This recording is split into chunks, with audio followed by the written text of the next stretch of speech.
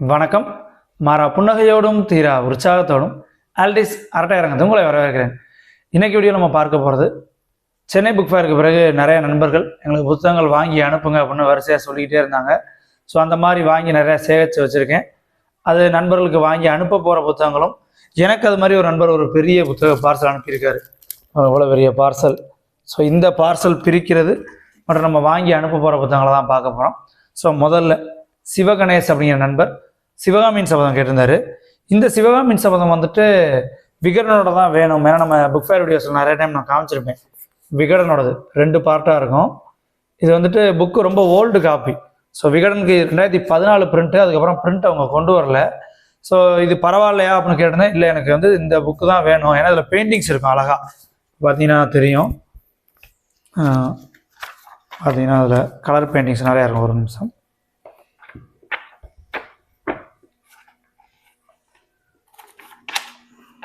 இந்த மாதிரி அழகான கலர் பெயிண்டிங் நிறையா இருக்குது. டக்குன்னு பேஜ் புரட்டும் போது வர மாட்டேன், ரொம்ப ஸ்டிக்கர் ஒட்டி இருக்குது.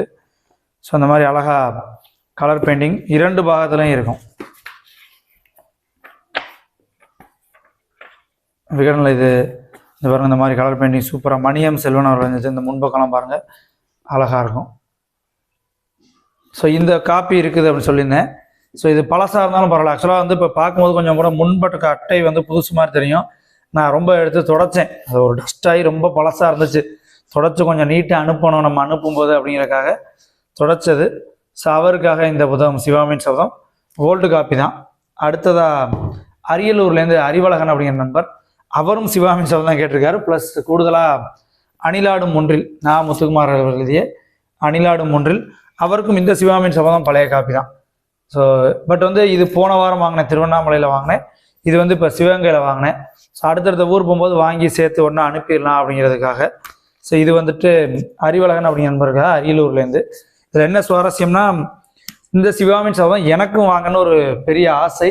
பட் 900 ரூபா ப்ரைஸ், என்ன நம்மள்ட்ட ஆல்ரெடி ஒரு காப்பி இருக்கே அப்படின்னு சொல்லிட்டு நான் வாங்காமல் இருக்கேன்.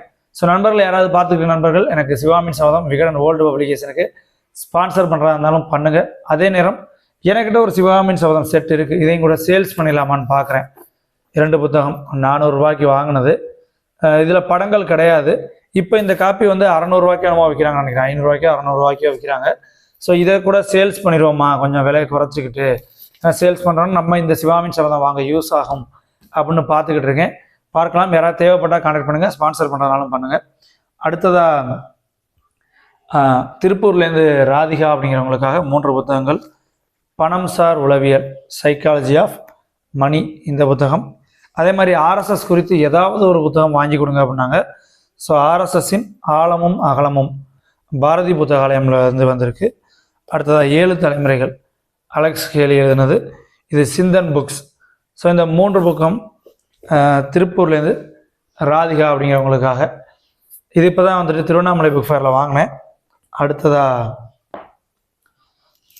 சென்னையிலேருந்து வெங்கடேசன் அப்படிங்கிற நண்பர்களுக்காக கீழடியும் பொருணையும் கேட்டிருந்தார். தொல்லியல் துறையிலேருந்து கீழடியும் பொருணையும், இந்த 2 புத்தகம் போக, இது போக இன்னும் 2-3 புத்தகம் சொல்லியிருந்தார். அதில் கிடைச்சதை மட்டும் நான் இப்போ காட்டுறேன்.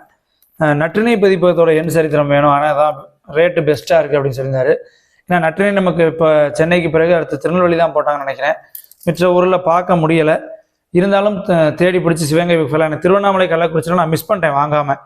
அப்புறம் இப்போ சிவகங்கை புக் ஃபேரில் ஒரு செல்லர்கிட்ட இருந்துச்சு, தேடி வாங்கியிருக்கேன். நற்றினிலிருந்து என் சரித்திரம் இது 3. இது போக அவருக்கு இன்னும் கூட கொஞ்சம் புத்தகங்கள் இருக்குது. ஆலிஸின் அற்புத உலகம் எஸ்ராவோடது. அதே மாதிரி குட்டியிலவரசன். குட்டியிலவரசன் பார்த்தோன்னா இப்போ நம்ம பாரதி புத்தகாலயத்தில் ஸ்டாக் இல்லை. நானும் 2 புக் ஃபேராக தேடி இருக்கேன். திருவண்ணாமலையில் தேடினேன், சிவகங்கையில் தேடினேன், எங்கேயும் கிடைக்கல. ஸோ அடுத்தவங்க பிரிண்ட் வரணும்னு நினைக்கிறேன். அதற்கு பிறகு நண்பர் நவீனுக்காக சென்னையிலேருந்து ஒரு ரேட் ரொம்ப காஸ்ட்லியாக அவருக்கு வேல்பாரி ஒரு செட்டு திருவண்ணாமலையில் வாங்கினேன். ஏன்னா வேல்பாரி இப்போ ஆக்சுவலாக விகடன் பப்ளிகேஷன் வெப்சைட்டில் நீங்கள் போய் பார்த்தீங்கன்னா கூட கிடையாது, ரீப்ரிண்ட் வந்தால் தான் உண்டு. ஸோ புக் ஃபேரில் கிடைக்கிற காப்பீஸ் தான் இந்த சிவகாமியின் சபதமாக இருக்கட்டும், வேல்பாரியாக இருக்கட்டும், இது எல்லாமே புக் ஃபேரில் கிடைக்கிற காப்பீஸ் மட்டும்தான். ஸோ அதனால் கிடைக்கும்போது டக்குன்னு வாங்கிடணும் அப்படிங்கிறனால அவர் ரேட்டில் எனக்கு பிரச்சனை இல்லை, வாங்கிருங்கன்னாரு. அதே போல் இறையுதிர் காடு.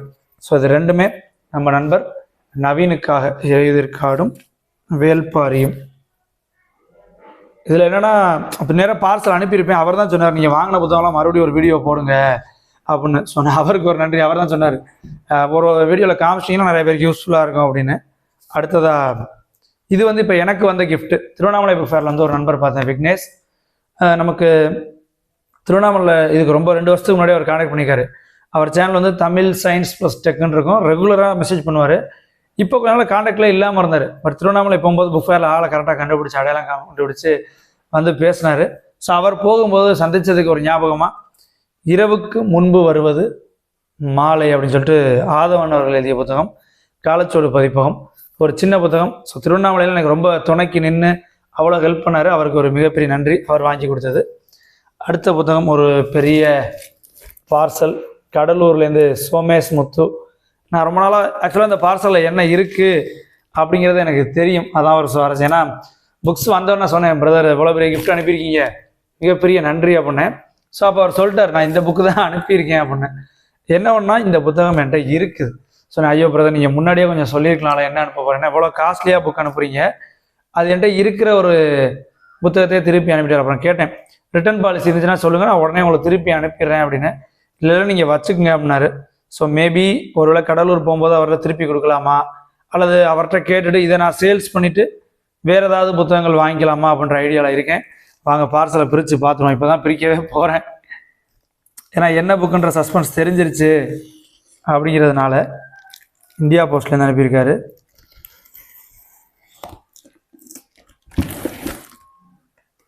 அந்த புத்தகங்கள் வாங்கி நம்ம பார்சல் அனுப்புறதே பெரிய வேலை.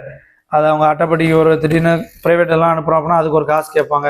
இப்போ நம்ம அரியலூரில் நண்பர் சொன்னார், நீங்கள் எனக்கு ப்ரைவேட்டில் அனுப்பாதீங்க, வந்து வரமாட்டேது, இந்தியா போஸ்ட்டில் அனுப்புங்க. ஸோ அவங்கவுங்க கேட்குற மாதிரி ஒவ்வொருத்தருக்கும் எப்படி தேவைப்படுதோ அது மாதிரி நம்ம புத்தகங்கள் அனுப்பி வச்சலாம். உங்களுக்கு ஏதாவது புத்தகங்கள் வேணால் நீங்கள் தொடர்ச்சியாக சொல்லுங்கள்.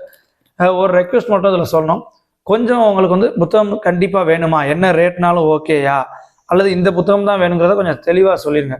ஏன்னா நேற்று கூட ஒரு நண்பருக்கு தேடும்போது அவர் அப்புறம் மொத்தமாக நிறைய புக்கு கேட்டிருந்தார். அவ்வளோ சொல்லும்போது சரி அப்போ நான் அதை நேரில் வாங்கிக்கிறேன் அப்படின்னு கடைசி நேரத்தில், ஏன்னா அவருக்கும் ஐடியா இல்லை, யாரோ சொல்லி கேட்டிருப்பாருன்னு நினைக்கிறேன். ஸோ நமக்கு தேடி இருக்க நேரம் வேஸ்ட்டு. ஒரு புக் ஃபேர் போகிறோன்னா வீடியோ எடுத்து முடிச்சுட்டு ஒரு மணி நேரம் இந்த புத்தகங்கள்லாம் தேடி தான் வாங்குற மாதிரி இருக்கும். ஸோ உங்களுக்கு பட்ஜெட் ஃப்ரெண்ட்லியாக பார்க்குறீங்க, அதை ஓப்பனாக சொல்லிடுங்க. ஏன்னா எல்லாருக்குமே பட்ஜெட் ரொம்ப முக்கியம்.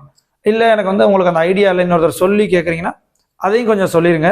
ஏன்னா நம்ம 1 மணி நேரம் செலவு பண்ணி அங்கே நிற்கும் போது அந்த புத்தகம் கடைசியில் கையில் தேடி எடுத்ததுக்கு பிறகு வேணாம் அப்படின்னு சொன்னால் ரொம்ப நமக்கு டைம் வேஸ்ட் ஆகுது. ஸோ அதில் கொஞ்சம் நண்பர்கள் கொஞ்சம் கரெக்டாக யோசிச்சுக்குங்க. பிரிச்சாச்சு, முதல்ல தப்பான சைடு பிரிச்சிருக்கேன்னு நினைக்கிறேன். இப்போ நீட்டாக பிரிச்சாச்சு.